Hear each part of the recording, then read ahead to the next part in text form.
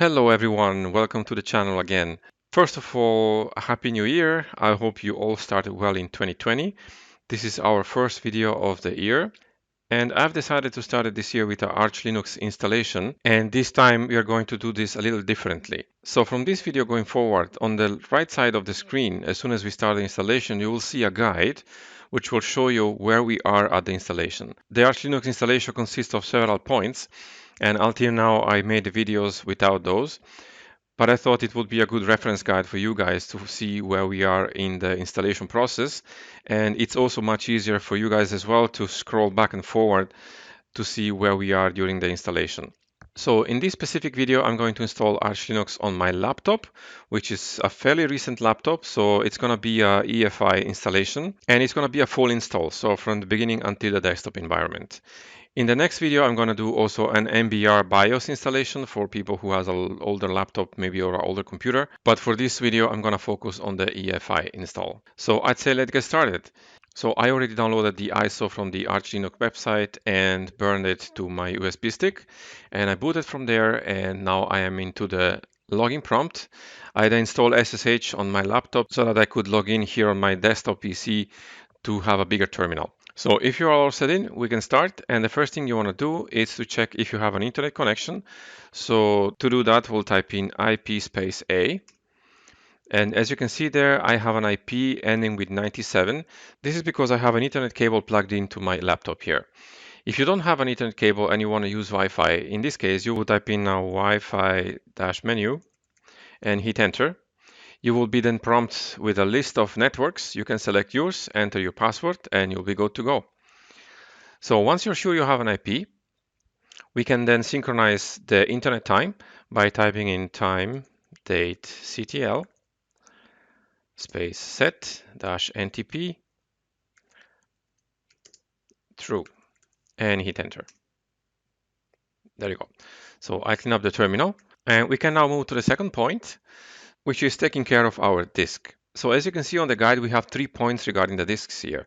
One is partitioning, one is formatting, and the last one is mounting. So let's begin with partitioning. I want to see which disk I have, so I'll type in lsblk. And as you can see, I have an STA disk there with 120 gigabytes. This is my SSD. So, and this is where I want to install Arch Linux. So for this installation, I'm going to use fdisk as a partitioning tool. So I'm just going to type in now fdisk, then /dev for device, and then the name of the device, in my case STA, and hit enter.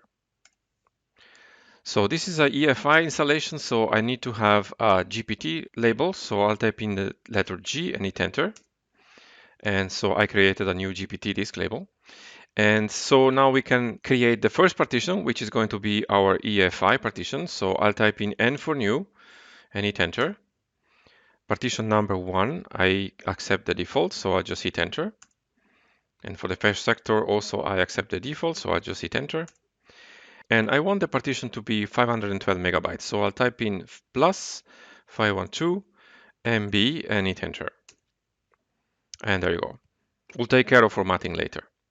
So now we need to create the second partition, which is going to be our root home partition. I'm not going to create a swap partition in this system. I'm going to create a swap file later. So I'm going to type in N for new, accept the default for partition number 2 and hit enter. I'll accept the default for the first sector and hit enter. And I'll accept also the default for the last sector because I want this partition to take the remainder of the disk. So I'll just hit enter. And now we have the two partitions. So we need now to write the changes onto the disk. So I'll type in W and hit enter. And the partition table has been altered. So I'll clean up the terminal by hitting Ctrl L. And if I type in again lsblk, we have STA1, which is around 500 megabytes, and STA2, which is the rest of the disk. So we took care of partitioning. Now we move on to formatting. So let's begin to format the first partition, STA1. This is going to be our UEFI partition. So we'll type in mkfs for make file system, and then a dot, and then which file system. So because it's an UEFI system, it's going to be a FAT file system. So I'm going to type in FAT, and then I'm going to specify that I want to have a FAT32 partition. So I'll type in -F32 space, and then the name of the device, so /dev/sta1, and hit enter. Now we need to format also the second partition, so we'll type in mkfs dot, in this case it's an ext4 file type, so I'll type in ext4 and then the name of the device, so in my case /dev/sta2, and hit enter. There you go. I'll clean up the terminal and I'll pull up lsblk again. So now that we took care of formatting, we need to mount these partitions. So let's mount first the home partition, our sta2 partition, because that's where the system is going to be installed. So we'll do this by typing in mount, then the name of the partition, so in my case /dev/sta2 space, and we're going to mount it under the mount directory because that's where the system is going to be installed. And then we'll just hit enter. Now we need to mount also the UEFI partition, and we want to mount this into the boot partition of our system, which is not existing yet. So we need to create basically two directories. The first one is the boot directory, and the second is the UEFI directory. So we'll create the first directory, the boot directory, by typing in mkdir for make directory, and it's going to be under /mount, and the directory is boot, and hit enter. Now I'm going to pull up the same command again with the up arrow, and add a slash and a EFI to create the EFI directory there, and hit enter. So now that the directory exists, we can mount it there. So we need to mount basically SDA1 into EFI. So let's do this by typing in mount, then the name of the partition, so /dev/SDA1 space /mount/boot/EFI, and hit enter. There you go. So now if we type in again lsblk, you will see our mount points there. Our STA2 partition is on the mount directory, and our ST1 partition is mounted on the EFI directory. So we took care of the disks. Now we can proceed to the base install. So I'll clean up the terminal first, and I'll type in pacstrap. The install is going to be under the mount directory because this is where the system is going to be installed. And the packages I want to install are base, Linux-firmware, and I'm going to install also editor because I'm going to need it later. So I'm going to install nano in my case. And once I'm ready, I'm just hit enter. And now it's going to download and install the packages into the mount directory. So it's going to take a moment, and I'll be back then when it's done. So there you go. The packages are now installed. So I'm going to clean up the terminal by hitting Ctrl-L. And the next step in the process is to generate the fstab file.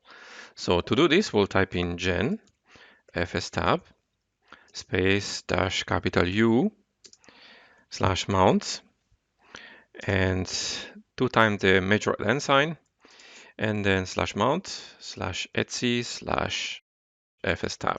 So basically we are saying that we want to have this information appended to the fstab file under the etc directory in our installation. So then I hit enter. And if you're going to look what's in there, we see our mount points. So we'll type in shortly cat and then /mount/etc/fstab and hit enter. As you can see, we have the root partition there, the first one, xt4, and our EFI partition is also there. So everything is configured correctly. So I clean up the terminal again. Now that we did that, we can proceed to the next point, which is enter in installation. So that sounds a bit clumsy, but what it means basically is that we want to leave the installer and enter the installation to perform several tasks. So to do this, we'll type in arch-chroot, and then where the installation is, which is under the mount directory. So hit enter. And as you can see, the login prompt now changed. We are now into the installation and not anymore in the installer. And the first thing now we want to do is to create the swap file. So to do this, I'm going to type in fallocate space -L. I want my swap file to be 1 GB. That's enough for me. So I'll type in 1 GB and then the name of the swap file, in my case, /swapfile, and hit enter. Now I need to change the permissions of the swap file so that it can be read. So I'll type in chmod for change permissions. And the permissions for reading is 600. And the name of the file is /swapfile. And hit enter. Now we need to create the swap by typing in mkswap and then the name, so /swapfile. And then we can activate it by typing in swap on and then the name, so /swapfile, and hit enter. Now we need to put the swap file in the fstab file. So to do this, I use Nano, our editor, which we installed before. So I'll type in nano /etc/fstab. Notice that we don't need to type in the mount directory because that's where the installation is and where we are in now. So I hit enter and I scroll down where is the empty space and I'll type in this line. So swap file space none space swap. This is the file type. Space defaults for the options. Space 0 space 0. And then I'm going to need to save the file by hitting Ctrl O and enter. And then I can leave the editor by hitting Ctrl X. So I clean up the terminal. Now the swap file is done, so we can move to the time zone. So to configure the time zone, we'll type in ln-sf, then /user/share /zone info /Europe in my case and /Zurich in my case. So you have to change these accordingly to your region and city. Then space, and it's going to be linked to etc/local time, and then hit enter. Now we can just synchronize the clocks. So we'll type in HW clock space -- sys to HC. So system to hardware clock basically, and hit enter. There you go. Now let's continue with the locales. We'll type in nano /etc/local.gen and hit enter. And I'm going to scroll down until I find my locales, in my case English US. We're going to have two of these, and the one I need is the UTF-8. So if you have another one, just choose the UTF-8. Just uncomment the line and then hit Ctrl O and enter to save the file and Ctrl X to exit the editor. Now we need to generate the locale, so we'll type in locale-gen and hit enter. And now we need to also configure the locale.conf file, so we'll type in nano /etc/locale.conf and hit enter. And I'm going to enter the string, so lang, all capital letters, equal en underscore us dot utf-8. And then again, Ctrl O and enter to save the file and Ctrl X to exit the editor. So let me clean up the terminal and we can move to the next point, which is the hostname. So we'll type in nano etc hostname. This is a file. We just enter the name of the machine. So in my case, it's Arch. And again, Ctrl O and enter to save the file and Ctrl X to exit the editor. And we need to also configure the host file. So I'll pull up the same command and replace hostname with hosts. And scroll down to the empty space here and type in this line 127.0.0.1 tab localhost. The next line ::1 tab localhost again. And the last line 127.0.1.1 tab, then the host name. So in my case, Arch, you'll have to change this accordingly. .local domain, and then a tab, and then the host name again. So Arch in my case. And then again, Ctrl O and enter to save the file and Ctrl X to exit the editor. Now this point is done, so I'll clean up the terminal and we can move to the next one, which is creating a root password.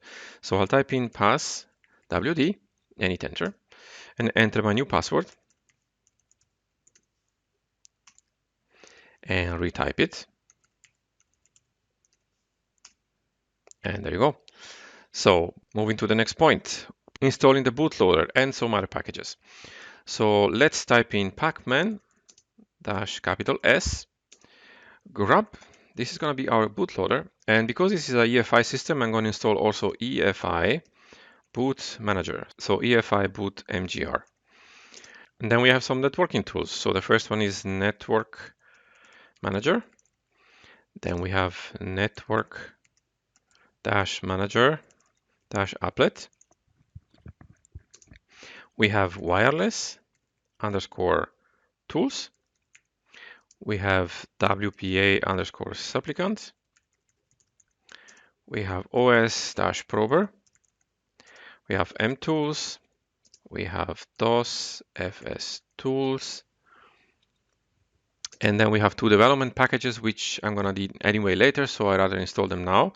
The first one is base-devil, and the second one is linux-headers. So make sure that everything is written correctly. Pause the video if you need to, of course. And then when you're ready, you just hit enter. And I'll accept the default by hitting enter. And again, I accept the defaults. I want to start the installation, so I'll just hit enter. And it's going to take a moment to download and install the packages, so I'll be back when it's done. So there you go, the packages are installed. Now we downloaded the bootloader, we need to install it. So we are still on point 12 here. And I'm going to clean up the terminal first. And let's install the bootloader by typing in grub-install space --target equal the machine type. So in my case, because it's an UEFI system, I'll type in x86_64-EFI, then --EFI-directory equal. And then we need to specify the EFI directory we created at the beginning. Now we are in the installation, and if you remember, our directory was /boot/EFI. Then space --bootloader-id equal grub. Again, make sure that everything is written correctly. Pause the video if you need to, and when you're ready, you just hit enter. Okay, now grub is installed, we need to configure it. So to do that, we'll type in grub-mkconfig for make configuration -o, and then the directory where the configuration file is going to be under boot grub, and the file is grub.cfg. And when you're ready, you just hit enter. So the bootloader is installed. Now we can exit the installation and return to the installer. So we'll type in exit very simply and hit enter. As you can see, we are back into the installer.